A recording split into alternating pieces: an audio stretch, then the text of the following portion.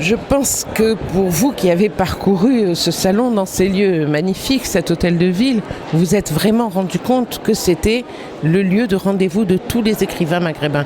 Enfin, quand je dis tout, j'exagère à peine. Il y en a peut-être quelques-uns qui ne sont pas là, qui sont absents, mais il y a une vraie volonté de réunir et de faire se rencontrer des gens qui, sans cette manifestation, ne se verraient pas souvent. Il m'arrive, je rencontrais des amis là tout à l'heure qui vivent en Algérie que je ne vois qu'à Paris, ce qui est quand même paradoxal. Je ne les vois qu'à Paris, des amis auteurs. Donc c'est un événement qui me semble, moi ça fait 20 ans que je viens dans ce salon, et qui me semble absolument essentiel pour la littérature. Parce qu'il faut savoir que la littérature maghrébine et algérienne en particulier, elle se fait des deux côtés de la Méditerranée.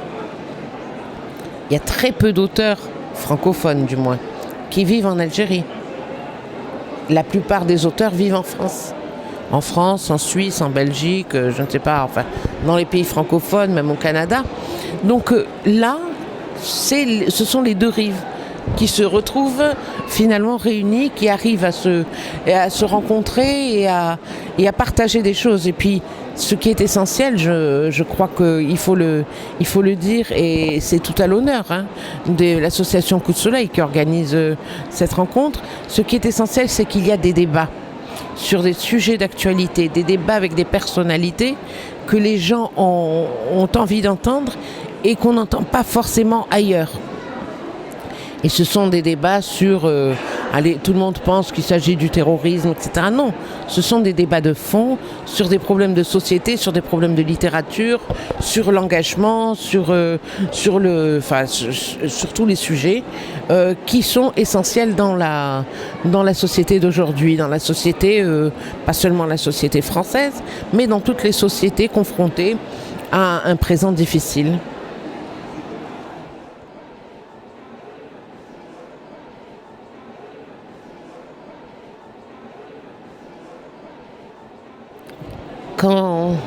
Quand je me définis comme écrivain, puisque c'est comme ça qu'on me perçoit, je me définis surtout comme romancière, beaucoup plus que comme quelqu'un qui pourrait écrire des pièces de théâtre. Il se trouve que presque tous les textes que j'écris, je dirais tous, ont été adaptés au théâtre, même des pièces, des textes qui n'ont pas du tout et qui ont été écrits pour le théâtre.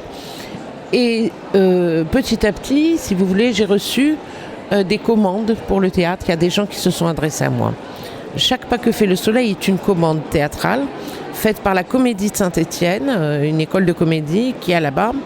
Et un metteur en scène un jour m'a contacté en me disant « Maïssa, on aimerait que vous écriviez un texte avec quelques contraintes, un texte de théâtre. » Au début, j'ai été un peu surprise parce que je ne voyais pas pourquoi, moi, écrivain de romans, de nouvelles, comment je pouvais écrire du théâtre.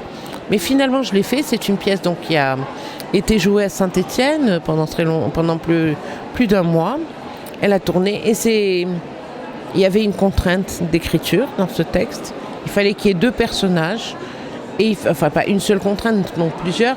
Il fallait qu'elle ne dure pas trop longtemps et il fallait aussi qu'il n'y ait pas de décor.